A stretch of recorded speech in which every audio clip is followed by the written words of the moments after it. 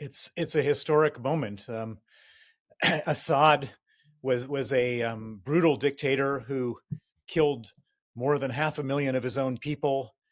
He created 10 million refugees. He did this in partnership with Vladimir Putin and Iran, and now he's been fully defeated. It's quite a moment in history, and I think I will remember this day for a long time.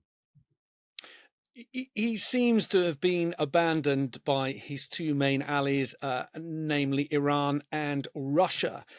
Looking from the Russian perspective, what do you think is behind the decision not to come to Assad's assistance? We saw earlier in the week when the rebels had started moving in towards the government forces, Russian Air Force take some bombing missions, but they were quite scant, and now they're completely, well, almost completely absent. Why do you think Russia abandoned Assad?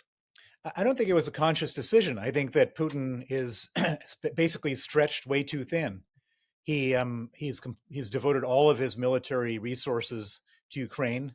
Those military resources in Ukraine haven't won the war for him, and he's had to deplete those resources, and so he's just basically out of firepower. And it wasn't just Syria. There was many people didn't pay attention, but he also abandoned Armenia, where he had a military presence, and that fell to Azerbaijan.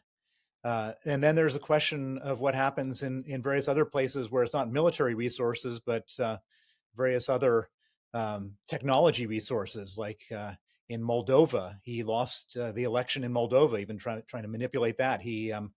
It looks like Romania didn't work out the way he had intended it to do. He was running a huge influence operation in Romania to get a Russian-backed candidate there.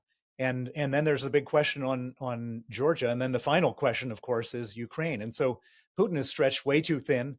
His resources just aren't there for all of the people he's promised them to, and this is one of the results. Do you think this is a moment of weakness for the Russian president? As you said, he seems to be spread too thin. Do you think he's running out of resources? Do you think he's running out of room? I think he is. I think that this is a moment of humiliation for Putin.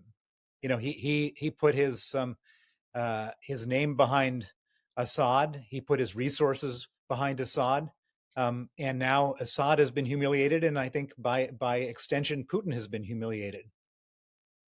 What do you make of Donald Trump, president-elect? He put out on Truth Social, he said, Assad is gone. He has fled his country. His protector, Russia, led by Vladimir Putin, was not interested